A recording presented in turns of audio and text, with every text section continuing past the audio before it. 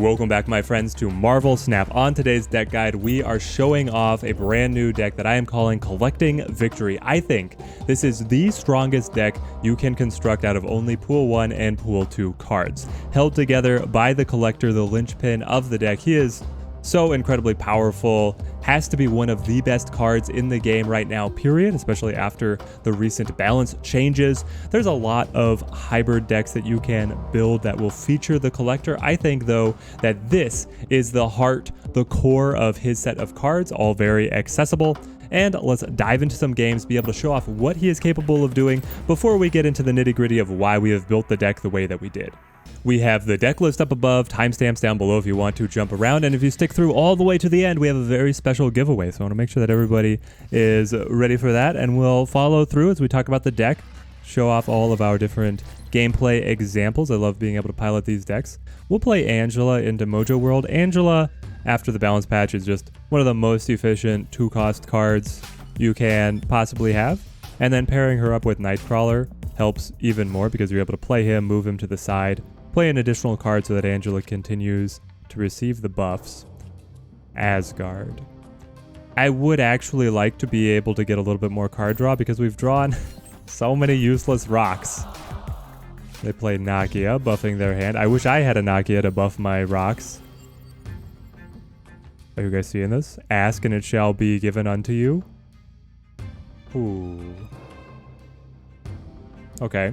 This is interesting, because if I played her, I would not want to play the little 1-drops that are about to receive the buffs. I could play Devil Dinosaur, hope to win Asgard, draw 2 more cards, and then play Nakia. Perhaps we take this line. They play Bishop for 5. He has received both the Nakia and the Okoye buff already, but Devil Dinosaur wins the location. Gives us Iron Man and Agent 13. We love this.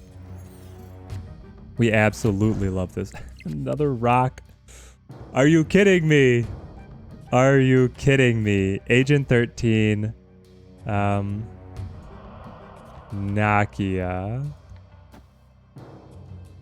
And then do we play Nightcrawler? I feel like we do play Nightcrawler.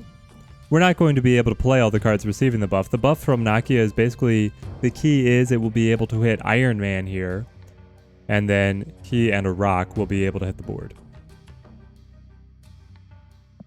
I don't know if this is the most effective play, because I could have just played Iron Man to Mojo World, and then followed up with effectively whatever I wanted, hoping to draw something that wasn't a rock.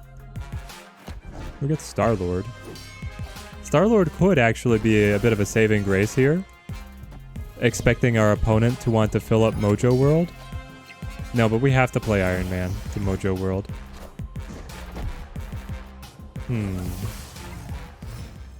I feel like we're in a good spot here. Yes, I feel like we're in an excellent spot. Okay, so it's Iron Man to be able to go over the top in Mojo World. We have an enormous lead here at Asgard, and then we technically have the lead in Subterranea. I don't think that playing a rock here and just shifting 2 power from this side to this side, but then again, playing the card will give +1 to Bishop, so it's really just -1 here to +2 over here. Technically, it is more efficient. We'll take it. I would have liked to be able to get the buffed Star-Lord to the table, but Iron Man feels like a critical part of our plan here. Gaining the buff on Angela, doubling the strength here. We also have to have a card here to be able to prevent our opponent from going up 100. And they fill up Asgard. They only put 1 poker into Subterranea. Maybe the rock will actually... Is the rock going to be their downfall? Hell Cow. Hell Cow? They were playing a self-discard deck all along? Hellcow had no targets to discard. They completely played their hand. With Sarah, that makes sense. All of these cards have been discounted. These rocks are free for them. Oh, man, the rock. No, he got buffed. I'm up 14. It's a dead tie? Amazing. All right, we'll leave that as our first game. Collect our rewards. Beautiful Nightcrawler. And now let's talk about this deck. Switch over to the main view. collection, please. Come on up. Collecting victory. We were not able to see the collector in that last game. That probably held us back a little bit, but the idea is that we have a couple other engine card and finisher cards to be able to persevere without him that still have synergies holding them together. So the goal with the collector is to be able to get as many new cards into your hand as possible to continue to buff him. This leads to a style of gameplay where you have a very large hand size, which feeds into Devil Dinosaur gaining power from a large hand size. It also plays into Nakia. Being able to distribute buffs to a lot of cards in hand makes her way more valuable. With a couple cards like Agent 13, Cable, and Sentinel all able to repopulate cards into your hand, and these are all early plays, you can quite happily Nakia on curve turn 3 and be able to hit more cards than you would without any of these effects taking place.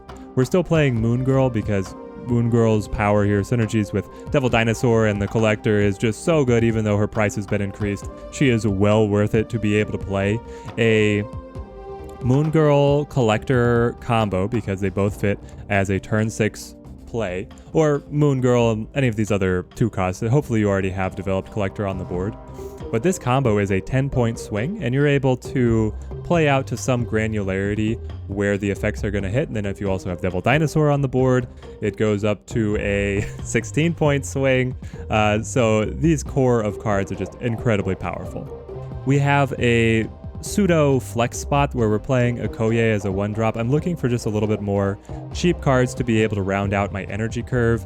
You could slot in Sunspot or Electra, any other plug and play Yandu. Plug and play 1 cost. You could also squeeze in a 2 cost if there's one that you really enjoy. So this is kind of open as a flexible spot. Agent 13. Generating the random card, facilitating the Collector, Devil Dinosaur, Nakia, etc. Nightcrawler is here specifically to facilitate Angela, so they are sort of on a module for the deck on their own. Angela does benefit from a deck that's going to try and play a lot of cheap cards, which we are certainly doing. Once you're able to fill up her location, she gains a ton of power. She's a good engine card for us. And the Nightcrawler makes her even better. He gives us a little bit of extra flexibility, and he's another plug-and-play 1 cost that fits in quite nicely. Cable drawing off the opponent's deck, giving us that extra card back into hand. Sentinel, a little bit stronger power than Cable, but rather than breaking up the opponent's deck and gaining information about what they are playing, you always get the Sentinel back. We've already covered Nakia. Bishop here is yet another one of our engine pieces, gaining power every time you play a card. Again, synergizing similar to Angela with the playstyle of playing as many of these cheap cards as possible. And then the Devil Dinosaur Moon Girl marriage of cards, oh so powerful. With this deck, they are not the fact that we were playing these and fine with it at 3 cost, and now they're still fitting into an amazing deck at 4 cost just shows how absolutely broken they used to be. And then our finisher, our big finisher, is Iron Man. Able to pair him up with any of these engine cards can most assuredly win the location. And as we're looking at the higher curve of cards, the 5 costs, the 6 costs, there's nothing else that really synergizes with the specific playstyle that we are bringing with this deck. And so I found Iron Man to be an excellent play here, especially because we have Okoye and Nakia who can buff Iron Man, which then put his efficiency really over the top. So that's why we're bringing him as the finisher.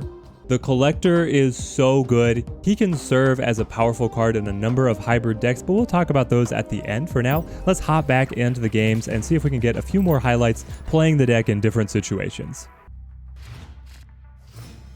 Angela, Okoye, Cable is a beautiful opening curve for us, to be sure.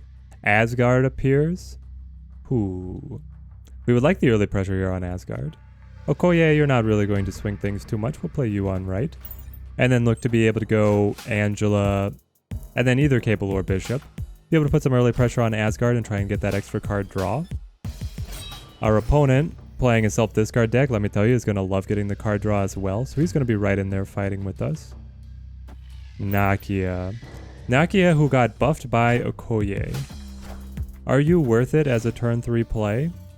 I suppose it does depend on what we draw right here. We draw the Collector. That actually feels worth it, because we can play Nakia, she will buff Cable and the Collector, and then so next turn is the Collector and Cable right here into Asgard. That way we're able to put out a large burst of power to be able to get the card draw away from our opponent, refill our hand, and we still have an engine piece in the Collector to keep on scaling up if it feels like later on we need an extra push. Well, you give me Bishop as well as an option. I don't think I'm going to be able to actually utilize this energy because I really want to go Collector Cable. It's just stronger. But not, I guess it's not actually stronger by a lot. I'm waffling now. Okay, fine. Okay, fine. Professor X is going to lock the location down. Well, I'm not sure why you would play that. It feels like you must have known we were going to fill up the location. And Professor X is quite sad. Wait. Does he change? Lockdown can't be added, removed. No. So cards can still change strength level. They just can't be added, removed, destroyed, blah, blah, blah, blah, blah. All his laundry list of effects. We want to go into Stark Tower here to be able to receive all these buffs. And I mean, Devil Dino is just very powerful. We'll play Agent 13 here as well to be able to replenish the hand. It's so nice to pilot this deck because you are always going to have options of what you're going to play. Other decks start thinning out their hand. The options of cards that you have to play get very narrow. Opponent playing the Tinkerer's Workshop, I don't understand. I think he's giving up on life. We'll snap. Why would you not play the Stark Tower to be able to pick up some of these buffs? You have to win 2 of these locations, my friend. Is there something that I don't know? No, there's not. There we are. We were able to muscle them out. I'll take the early win. Quite happily. Cloning Vats here with the Collector is insane. Oh, man. Okay, I'm just gonna snap right now just seeing that. All I need is my opening hand and Cloning Vats. And we can watch the magic, the absolute magic happen. There's a lot of decks that do very well with Cloning Vats. So we still have to be smart. But, I mean, Sanctum Sanctorum gets a little interesting here if they have a movement deck or a way to be able to get a poker into that spot. It's going to be tough. They clone Angela. We clone the Collector. The goal here is going to be Camartage. Well, that's also very good for us. Give me, how about, another Collector. Yeah, and Nightcrawler as well. But do I want Nightcrawler to be cloned? After all, why not? Why not? It'll be able, every time we're cloning here, we are gaining more power on our Collectors without even playing cards that normally produce extra cards to hand. It's so good. Okay, they play Bishop. Quite good. The series of Bishops played out early when every single card will continue to buff it gets very strong. The opponent has retreated already. They understand what is happening. I hope you guys can appreciate how powerful that would have been. You go Collector, and then you could produce another one, or you could go off to Camartage, and then the end goal is having Iron Man. It's insurmountable, is what it is. Bar with no name. That's going to be interesting. Let's go. Do I play Nightcrawler here and trust myself to remember that I will need to move it later? Maybe. Okoye buffing their entire deck. We have Sentinel and Cable as our next round. There's Kiln, so we need to be able to rush into Kiln here. Let's play... Honestly, let's play Cable. Be able to get some information about what kind of deck we are up against. It may inform some of our decisions. And then we can still play Nakia to be able to get the buff. Rush in on turn 4 with Devil Dinosaur, swing a Nightcrawler across. Feel pretty good about that line of play.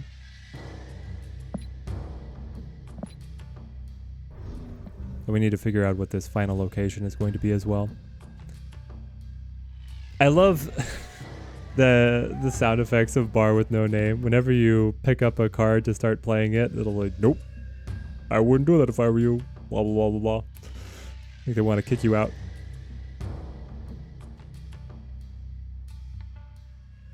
Okay, come on.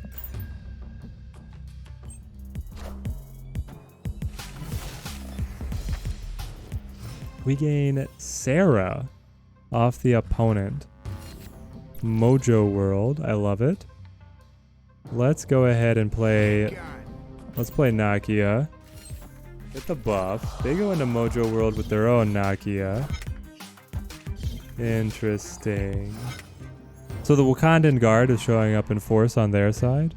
On our side, we've got. Is Devil Dinosaur better? I wouldn't. He could be. He certainly could be. And then on turn 5 we play Sarah, and then everything is super cheap, and we just fill up Mojo World with like three good plays. They have Sunspot and Bishop, so they have some engine pieces here to be able to give them extra influence in the kiln. All right, here we go. Play the Sarah. Are they going to be able to recognize that I snuck it off them with Cable? I love it, especially because I got buffed with Okoye. They play their Angela, who's up to a 4 strength. Wild. Now everything is incredibly cheap, incredibly affordable. And we are technically ahead in kiln here. So before I forget, Nightcrawler comes over. Angela. Sentinel. Moon Girl. Because Sentinel is going to add the hand, Moon Girl is going to go across. That means that Devil Dinosaur is going to be able to be at a 14 strength. Feels about as good as we can manage. I don't know if I want to snap though. Between Sunspot and Bishop, they can very likely pass us at Kiln. Question is, are they going to be able to pass us in Mojo World? We're throwing down so much strength. We don't know what they have. I'm going to not snap, play a little bit on the conservative side. Very interested to see how this one wraps up. Lady Sif. Cuts up Strong Guy. And then buffs the Angela, yeah. Ant-Man. Interesting. Up to 21 max. I believe we passed that. Because of all of the buffs on Angela is going to put us over the top. Moonbell's going to flip for another 4. And then another 2 onto Angela. Oh, it's by a hair. Absolutely winning by a hair. Maybe I should have been more confident. We needed to snap there.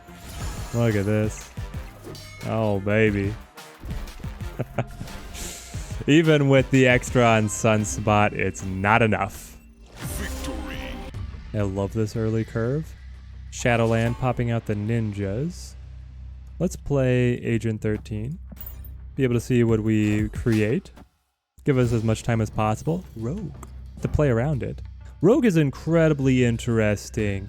Steal an ongoing effect from an opponent's card. That means that they then have no ongoing effect and Rogue has it. Being able to hit Devil Dinosaur is obviously one of the most influential ones, but there's plenty of quite powerful ongoing effects to be able to steal. It's not something that is so prevalent that I would want to run it all the time in my decks, but I mean, if you're gonna just hand it to me, I will happily take. Let's play Sentinel here. I'm trying to think what cards we would like to be able to lock onto Kamartage. Getting the Okoye is nice for the double buff. The Nakia for the double buff. I feel like those are really the only ones. We don't necessarily care if... Oh no. Storm is going to try and lock it down. Okay. Time to rush into the flooding location. Let's see. That's on reveal, right? Yeah, it's not persistent. It's not considered ongoing. Rogue will not be able to assist us. We'll play Bishop, Nightcrawler. This way Nightcrawler has the flexibility to get out if we feel like we're fully outclassed, and Bishop has the potential to continue to scale throughout the game to potentially poke up higher than our opponent, who flips Jubilee here. Oh no, it pulls the Sunspot. Oh, that makes Jubilee so sad. Was hoping there to be able to pull the Chavez, which they're able to do more often than not. Let's see. What's good for us? Honestly, I'm not sure. We only have one spot we can play to. Maybe it's actually Nakia here. To be able to buff everything as much as possible to then dive onto miniaturized lab and try and win over there. It'll be fairly easy. Our opponent has so much space in Shadowland to be able to surmount us. But there it is. They go wave.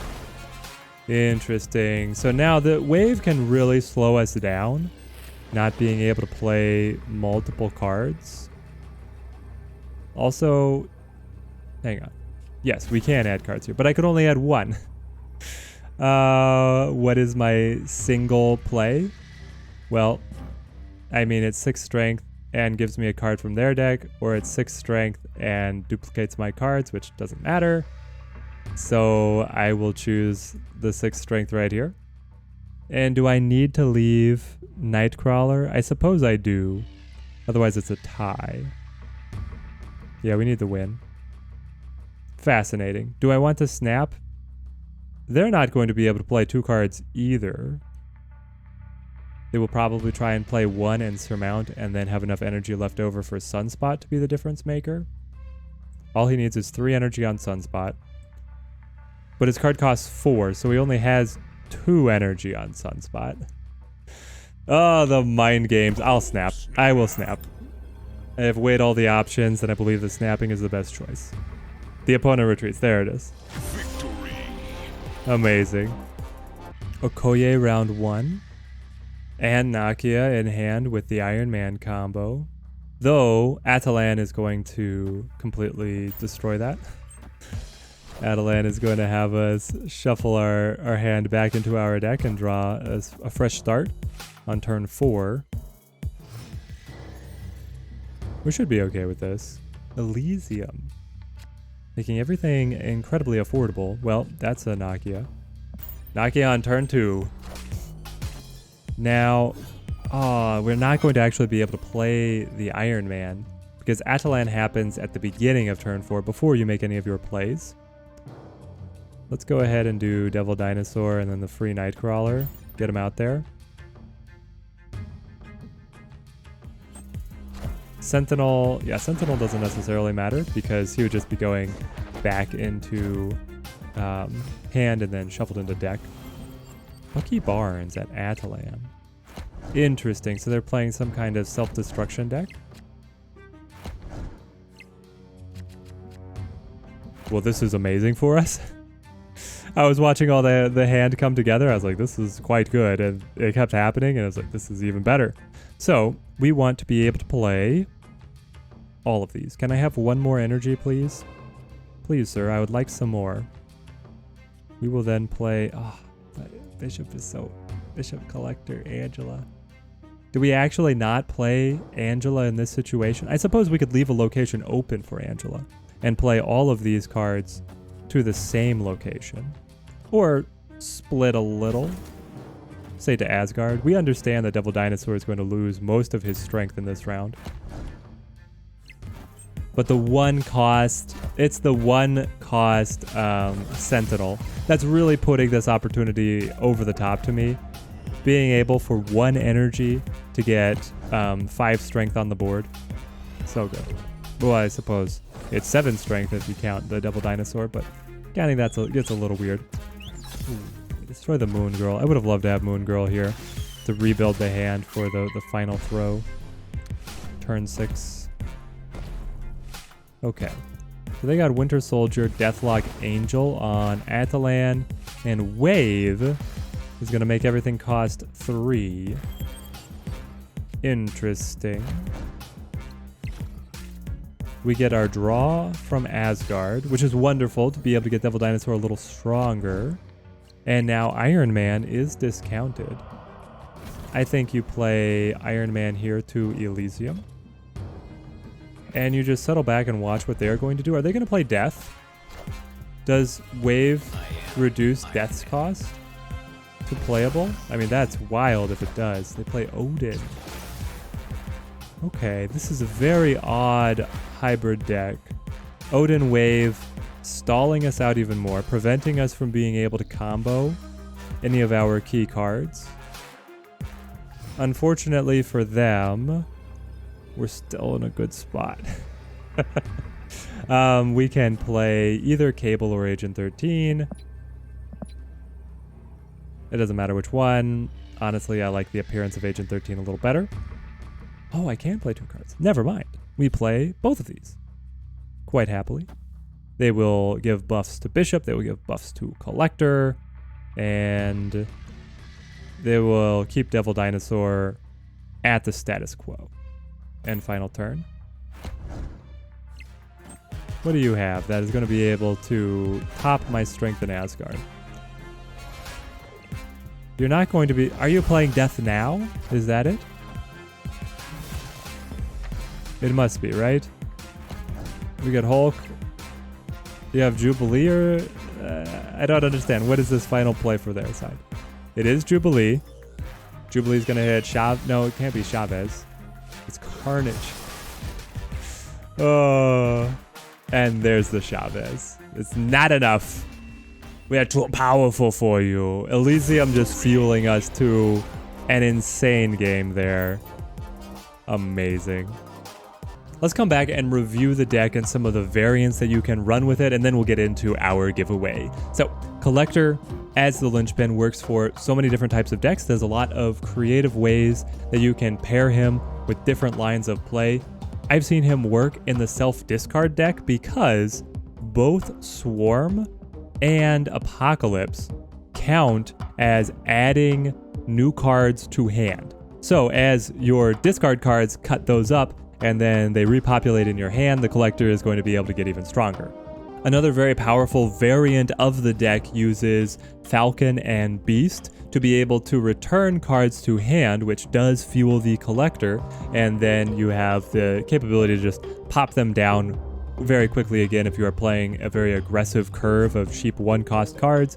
You try and play 1 cost that will also have a beneficial effect for you as you continue to replay them, and you can just see insane numbers out of the Collector in those types of deck.